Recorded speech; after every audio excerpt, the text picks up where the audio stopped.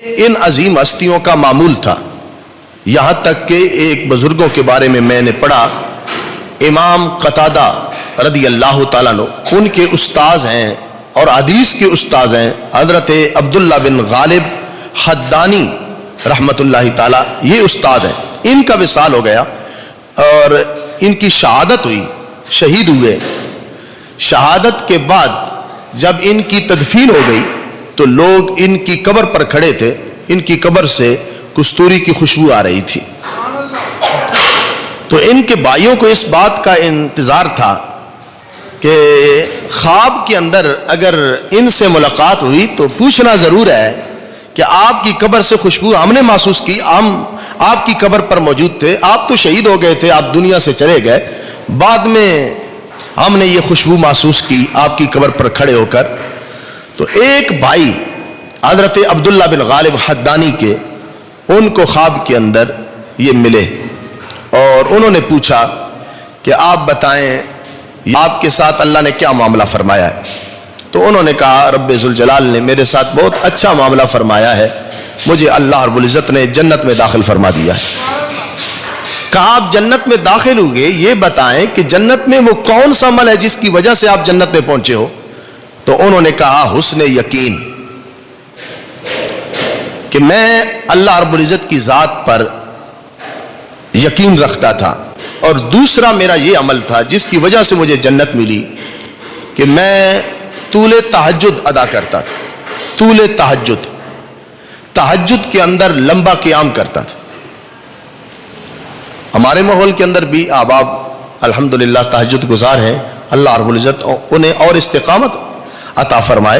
ये बड़ा महबूब अमल है जो खालिक़ कायनात जल्ल जलालहू के कुर्ब का जरिया है, और रात के आखिरी हिस्से में अल्लाह रब्बुल इज्जत की ज़ात को मनाना, उठकर तन्हा मुसल्ला बिछाकर फिर रब्बे जुल जलाल को राज़ी करना, और फिर अपने आमाल आंखों के सामने रख के फिर रोना और खालिक़ कायनात की बारगाह में आंसू बहाना, ये चंद लोगों का, मुंतखब लोगों का काम होता है। तो हज़रत अब्दुल्ला बिन गालिब हद्दानी कहते हैं कि मैं उसने यकीन रखता था और मैं तूले तहज्जुद रखता था, तूले तहज्जुद अदा करता था, यानी नमाज के अंदर मेरा क़याम लंबा होता था।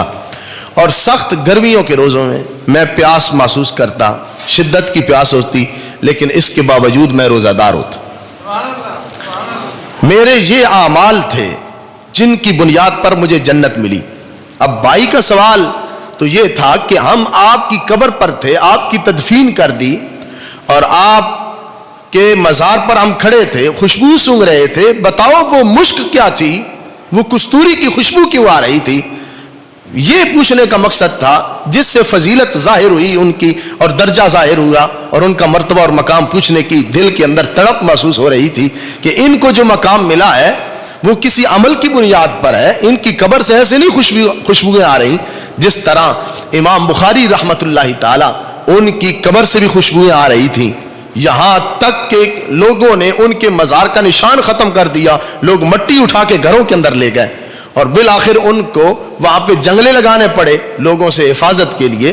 तो इमाम बुखारी ने सारी जिंदगी रसूल अकरम सल्लल्लाहु अलैहि वसल्लम की हदीस की खिदमत की और रब्बे जुल जलाल ने उनकी कब्र को ऐसे अनवार तजल्लियात अता फरमाए कि फिर वक़्त के हुक्मरान उनकी कब्र पे गए। जब बारिश नहीं हो रही थी तो उनकी कब्र के पास जो मस्जिद थी वहां 2 रकत नमाजें नफल अदा करने से, दुआ करने से खालिक़ कायनात ने इतनी बारिश नाजिल फरमाई, इतनी बारिश नाजिल फरमाई कि इमाम बुखारी के मज़ार से वापस आना लोगों के लिए मुश्किल हो गया था। तो अल्लाह रब्बुल इज्जत के दीन की जो शख्स खिदमत करता है, रब्बे जुल जलाल की बारगाह में महबूब हो जाता है, अल्लाह रब्बुल इज्जत उसके मज़ार को भी फिर ऐसे अनवार अता फरमा देता है। तो अब्दुल्ला बिन गालिब हद्दानी वो कहने लगे मेरी कब्र से जो तुम्हें मुश्क आ रही थी, खुशबू आ रही थी, कस्तूरी की जो हुल्ले आ रहे थे वो इसलिए आ रहे थे, एक तो मैं अक्सर तिलावत कुरान किया करता था, और जो शख्स तिलावत कुरान के अंदर मसरूफ रहता है खालिक़ कायनात जल्ल जलालहू उसकी कब्र को मुअत्तर फरमा देता है। और दूसरी वजह यह थी कि मैं सख्त गर्मियों के अंदर रोजे रखता था, वो प्यास की शिद्दत जो मेरे ऊपर थी